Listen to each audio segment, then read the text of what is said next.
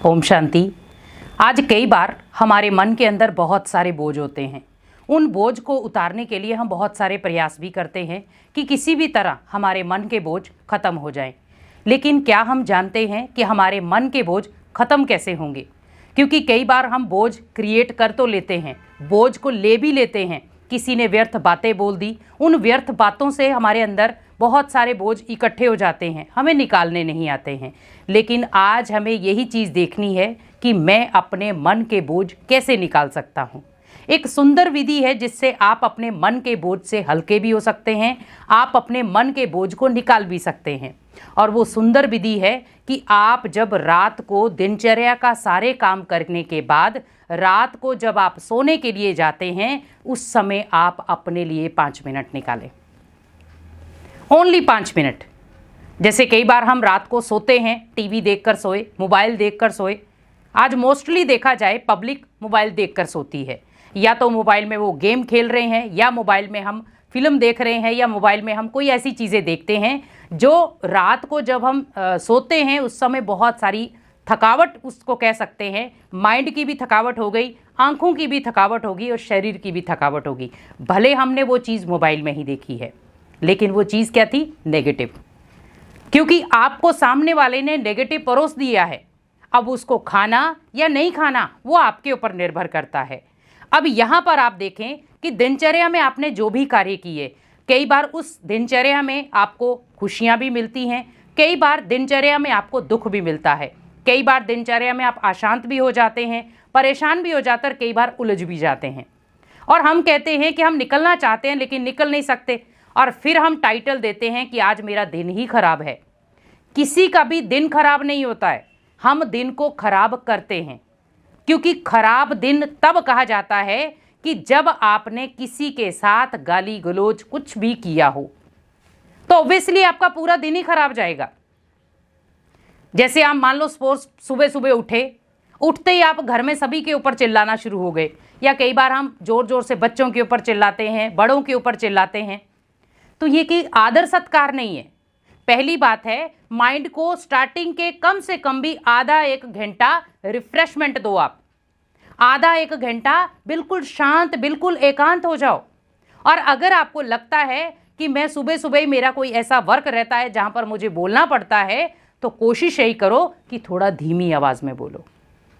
उससे क्या होगा? आपका माइंड भी बहुत पावरफुल बन जाएगा, क्योंकि जितना आप कम आवाज में बोलते हैं उतना आपकी एनर्जी ज्यादा जमा होती है। जैसे आज देखो कि नॉर्मली आप कोई भी प्रकार की चीज़ें घर में करते हो, लेकिन जब आप कोई ऐसी जोर जोर से चिल्लाने की बातें करते हो, भले आप घर में नॉर्मली बात कर रहे हो आप, लेकिन वो चिल्लाने वाली भाषा डायरेक्टली कहा जाता है कि इनके घर में लड़ाई हो रही है। क्योंकि जो चिल्लाने वाली ऊंची आवाज़ वाली भाषा है वो लड़ाई का संकेत देती है। तो अगर स्टार्टिंग में ही बाहर के लोगों ने आपके घर को वाइब्रेशन दिए, अरे ये सुबह सुबह लड़ते रहते हैं, तो आप सोचिए आपके घर के वाइब्रेशन कैसे बनेंगे? आपका मन का संतुलन कैसे बनेगा? स्टेबल हो पाएंगे? नहीं। तो हमें पूरी दिनचर्या एक दिन से चेक करनी है कि स्टार्टिंग में जब मैं उठा, 4 बजे उठा, 5 बजे उठा, 6 बजे उठा, जब भी उठा, उठने से लेकर के रात के 10 बजे तक, 11 बजे तक जब भी आप सोते हैं, उसमें बस आपको 5 मिनट अपनी चेकिंग करनी है कि आज दिनचर्या में कहाँ कहाँ मेरा मूड खराब हुआ, कहाँ कहाँ मेरे को मन के अंदर दुख आए, या कई बार हमारे जीवन में जो दुख आते हैं वो कब कब आए।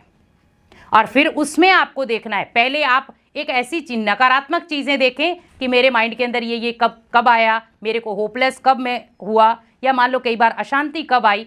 और फिर आप अपने माइंड के अंदर देखें कि उस चीज़ में भी मैं पॉजिटिव कैसे रहा।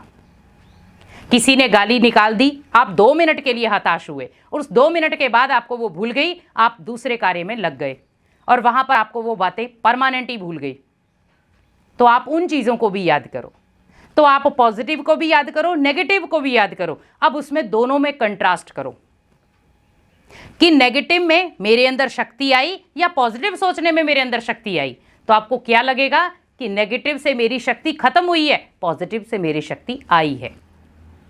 अब आप जब अगले दिन की शुरुआत करेंगे तो यहां पर पहले क्या होगा, ये रात के जो 5 मिनट हैं, ये रात के 5 मिनट आपके लिए एक वरदान बन जाएंगे क्यों बन जाएंगे वरदान? के 5 मिनट आपके लिए वरदान इसलिए बन जाएंगे क्योंकि वहां पर आपको बल मिलेगा।